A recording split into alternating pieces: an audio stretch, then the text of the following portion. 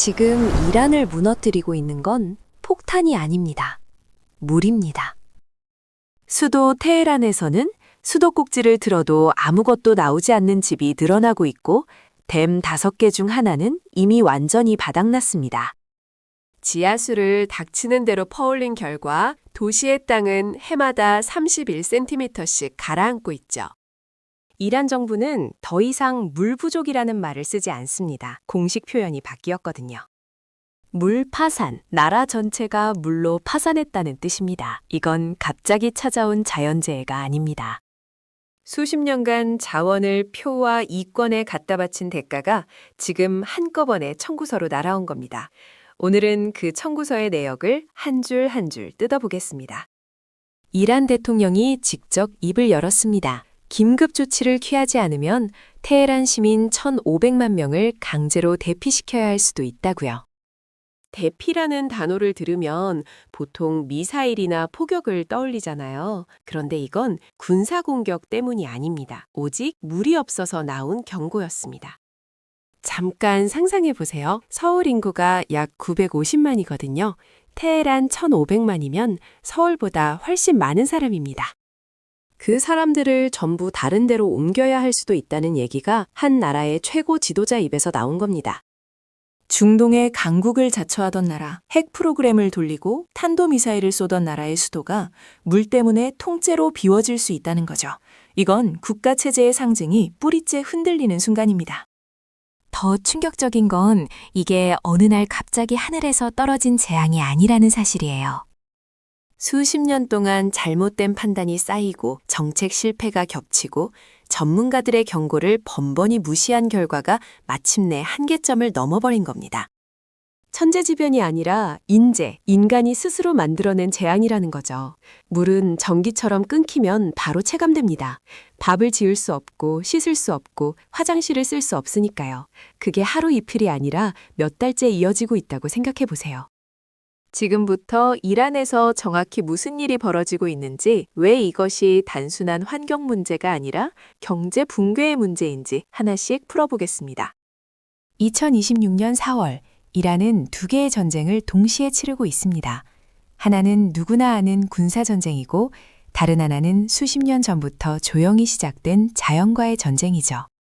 문제는 후자에서 이란이 이미 지고 있다는 겁니다. 테헤란에 물을 공급하는 댐은 5개인데 그중 하나는 완전히 바닥났습니다. 말 그대로 텅 빈 거죠. 또 하나는 저수율이 8%도 안 됩니다. 컵에 물을 가득 채운다고 치면 바닥에 한 모금 남은 수준이에요. 나머지 3개도 전부 위험 수위에 들어섰고요. 물통 5개로 생각하면 쉽습니다. 하나는 텅 비었고 하나는 바닥만 겨우 젖어 있고 나머지 셋도 출렁거릴 물이 얼마 없는 상태에서 1,500만 명이 수도꼭지를 틀면 어떻게 되겠습니까? 답은 뻔하죠. 이건 비유가 아니라 지금 테헤란의 현실입니다. 작년 겨울부터 수도 곳곳에서 단수가 시작됐거든요. 아침에 일어나서 세수를 하려는데 물이 안 나옵니다. 밥을 지으려는데 물이 없습니다. 처음에는 몇 시간이겠거니 했는데 하루가 되고 이틀이 되고 결국 일상이 돼버린 겁니다. 수도가 기대고 있던 마지막 완충장치들, 그러니까 댐이라는 안전망이 하나씩 기능을 잃어가면서 테헤란의 물 시스템은 지금 당장 멈춰도 이상하지 않은 단계로 접어들었습니다. 전쟁의 포탄보다 마른 댐이 먼저 수도를 무너뜨리고 있는 겁니다. 테헤란 시민들의 일상은 이미 무너졌습니다. 화장실 물을 내리기 위해 편의점에서 생수를 사는 사람들이 생겨났고 집집마다 별도의 물탱크를 들여놓는 게 당연한 일이 됐거든요. 한 시민이 자기 집 싱크대에서 물이 한 방울도 나오지 않은 영상을 SNS에 올렸는데 이게 수백만 조회를 기록했습니다. 댓글창에는 나도 마찬가지라는 반응이 쏟아졌죠. 수도 단수가 한 개인의 불편이 아니라 도시 전체가 동시에 겪고 있는 재난이라는 걸 그 영상 하나가 증명해버린 겁니다. 누군가는 이런 생각을 할 수도 있어요. 이란이 원래 가난한 나라 아니냐고. 전혀 아닙니다. 핵 개발에 수십억 달러를 쏟아붓고 탄도미사일을 자체 생산하는 나라입니다. 기술력이 없어서가 아니라 우선순위가 완전히 뒤틀려 있었던 거죠. 그리고 이건 수도만의 문제가 아닙니다. 이란 제2의 도시 마슈아드도 저수지 수위가 3% 아래로 곤두박질 쳤습니다. 도시 물공급 시설 상당수가 이미 멈춰섰고요. 전국적으로 보면 상황은 더 참혹합니다. 국가 전체 저수량의 10%를 책임지던 댐 19개가 완전히 말라버렸거든요. 이란 정부조차 이제는 물 부족이라는 표현을 안 씁니다. 공식 용어가 물 파산으로 바뀌었습니다. 부족은 아끼면 버틸 수 있다는 뉘앙스가 있지만 파산은 이미 끝났다는 뜻이잖아요. 국가 스스로가 인정한 거죠. 우리는 끝났다고. 이 위기가 얼마나 되돌릴 수 없는 수준인지 숫자 4개만 기억하시면 됩니다. 먼저 첫 번째 211 세제곱킬로미터. 지난 20년 동안 이란 땅 속에서 사라진 지하수의 총량입니다. 감이 잘 안 오시죠? 이걸 서울시 면적으로 환산하면 서울 전체를 350m 깊이로 채울 수 있는 양이에요. 수천 년 동안 빗물이 한 방울씩 스며들어 만들어진 자산인데 고작 한 세대 만에 전부 써버린 겁니다. 할아버지 대부터 손자 대까지 3대가 모은 적금을 한 달 만에 전액 인출한 것과 같은 얘기죠. 두 번째 숫자 31cm. 테헤란 서부 지역이 매년 가라앉고 있는 깊이입니다. 지하수를 너무 퍼오니까 땅속이 텅 비어버렸고 그 위에 땅이 주저앉기 시작한 거예요. 실제로 도로가 갈라지고 거대한 싱크홀이 뚫리고 건물 기초가 부서지는 일이 일어나고 있습니다. 국제 기준으로도 압도적으로 빠른 침하 속도거든요. 세 번째는 90%. 한때 중동에서 가장 컸던 우르미아 호수가 수량의 90%를 잃었습니다. 호수였던 자리에 남은 건 끝없는 소금 사막이고 거기서 날아오르는 소금 먼지 폭풍이 주변 농토와 도시를 뒤덮고 있죠. 네 번째는 마지막 숫자 45%. 2025년 평균 강우량이 평년보다 45%나 줄었습니다. 땅속 물은 바닥났는데 하늘에서 내리는 비마저 반토막이 난 거예요. 이 4개의 숫자가 가리키는 결론은 하나입니다. 이란의 물 위기는 비가 오면 해결될 가뭄이 아니라 되돌릴 수 없는 구조적 재앙이라는 것입니다.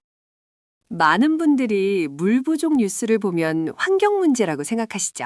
북극곰이 빙하 위에 서 있는 그런 이미지를 떠올리면서 안타깝지만 나와는 좀 먼 이야기라고 느끼는 겁니다. 그런데 한 가지만 여쭤볼게요. 오늘 아침에 뭐 입고 나오셨습니까? 청바지요?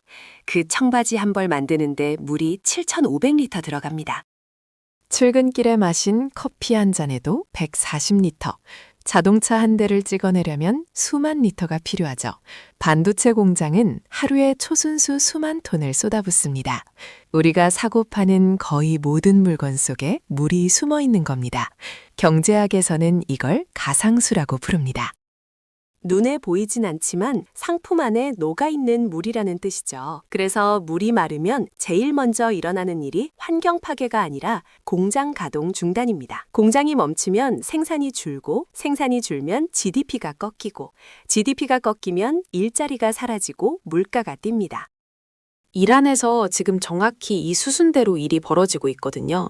물이 없으니 공장이 서고, 공장이 서니 실업률이 치솟고, 실업률이 치솟하니 거리에 분노가 쌓이고 있는 겁니다. 기업 실적이 빠지는 건 시작에 불과합니다. 생산 차질은 국민 생활과 국가 경쟁력 전체를 흔드는 구조적 문제로 번지거든요. 이란의 물위기는 환경 다큐멘터리의 소재가 아닙니다. 산업이 멈추고 수출이 무너지고 성장이 증발하는 경제 붕괴의 한복판에서 벌어지고 있는 현실입니다. 물과 에너지는 쌍둥이처럼 묶여 있습니다. 물을 끌어올리려면 전기가 필요하고 전기를 만들려면 댐에 물이 있어야 하거든요. 둘 중 하나만 쓰러져도 다른 하나가 같이 넘어가는 구조죠. 이란에서는 이 쌍둥이가 동시에 무너졌습니다. 댐 수위가 바닥을 드러내면서 수력발전소가 멈췄고 전력이 부족해지니까 지하수를 끌어올릴 펌프마저 돌아가지 않게 된 겁니다.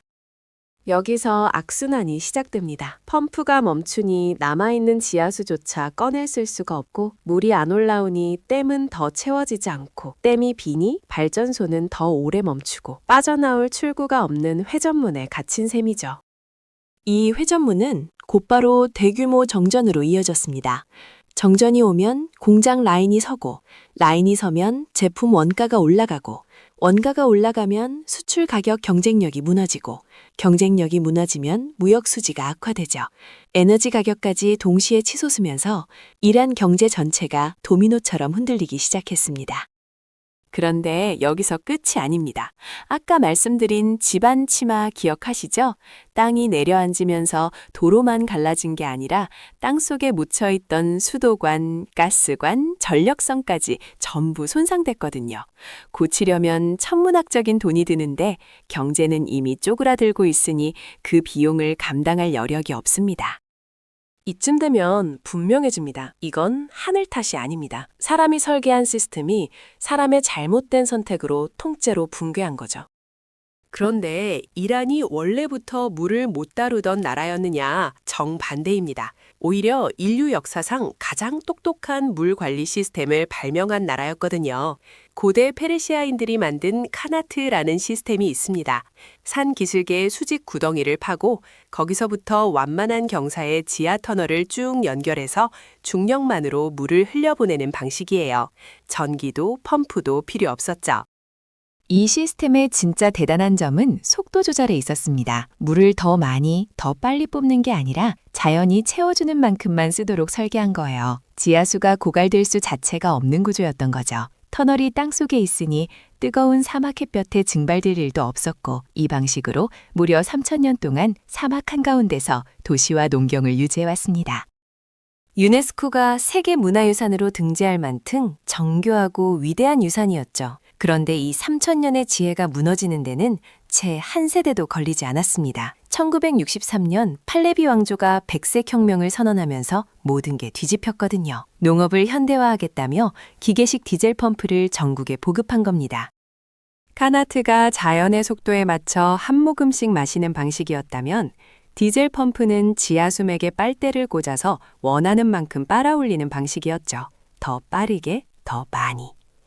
그 순간 이란의 물체계는 버티는 구조에서 소모하는 구조로 완전히 전환됐습니다. 팔레비 왕조는 펌프만 보급한 게 아닙니다. 기름값과 농업용 전기료에 막대한 보조금을 얹어줬거든요. 지하수를 퍼올리는 데 드는 비용이 사실상 0에 가까워진 겁니다. 공짜물 앞에서 누가 절약을 하겠습니까? 너도 나도 관정을 뚫기 시작했고 옆집이 더 깊이 파면 우리 집은 더 깊이 파야 했죠. 경제학에서 말하는 공유지의 비극이 정확히 벌어진 겁니다. 모두가 자기 몫을 최대한 챙기려 경쟁하다 보니 공공자원 자체가 소멸해버린 거예요. 수만 개의 관정이 전국에 뚫렸고 수천 년 동안 한 방울씩 쌓여온 지하수가 순식간에 빨려나갔습니다. 지하수위가 내려가니 카나트로는 더 이상 물이 올라오지 않았고 3,000년을 버텨온 수로들이 하나둘 말라 죽기 시작했죠. 팔레비 왕조가 심어놓은 이 구조적 결함은 1979년 이슬람 혁명 이후에 더 깊어졌습니다. 혁명 정부는 국제 제재와 고립 속에서 식량 수입이 끊길 수 있다는 공포에 사로잡혔거든요. 그래서 내건 목표가 식량 100% 자급자족이었습니다. 듣기에는 그럴듯하죠. 문제는 이란 국토 대부분이 사막이라는 겁니다. 사막에서 밀과 쌀을 대규모로 재배하겠다는 건 마른 스펀지를 쥐어짜서 물을 내겠다는 것과 다를 바 없었어요. 결국 국가 수자원의 90% 이상이 농업으로 빨려 들어갔는데 정작 농업의 GDP 기여도는 10%에 불과했습니다. 가장 귀한 자원을 가장 비효율적인 곳에 퍼붓는 구조가 굳어진 거죠.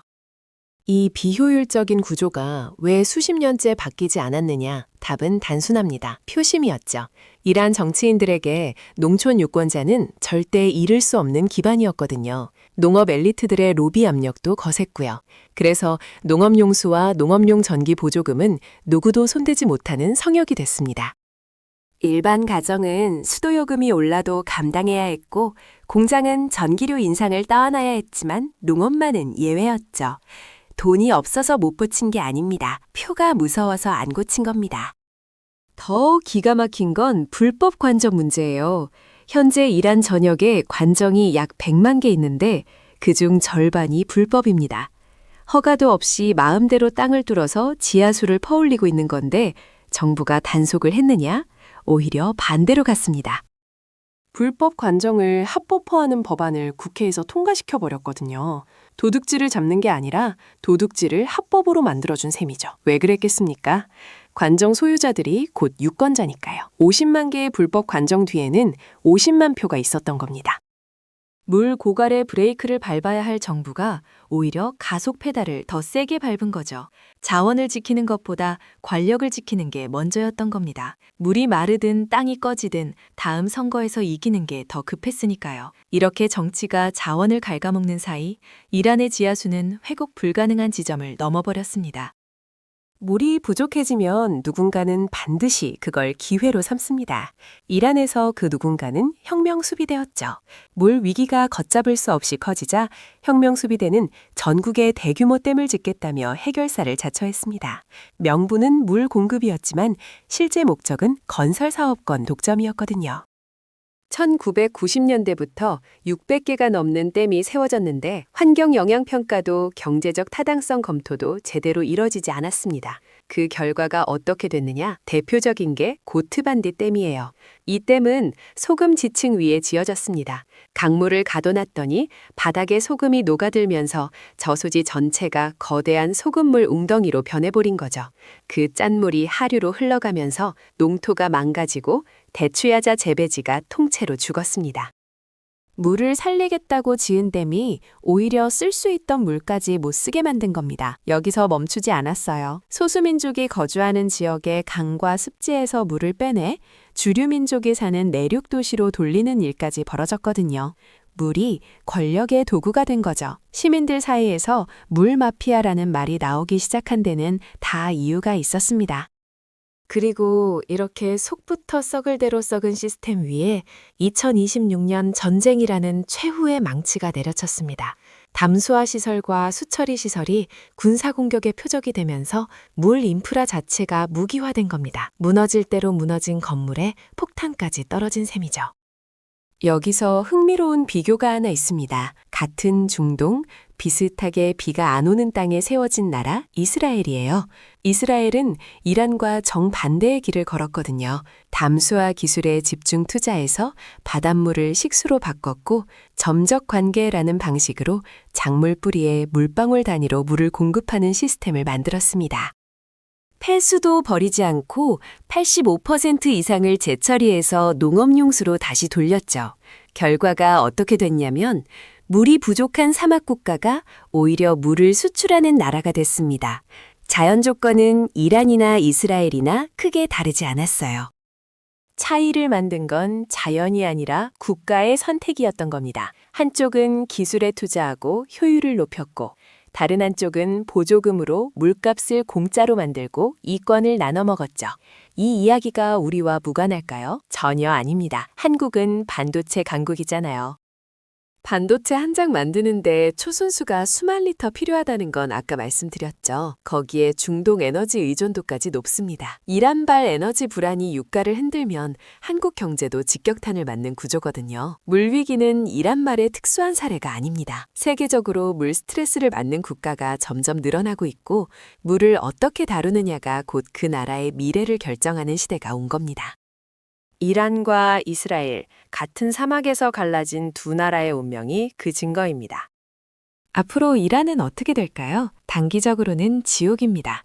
전쟁이 계속되는 한 물 인프라 공격은 반복될 거고 수도권 물 배급은 일상이 되겠죠.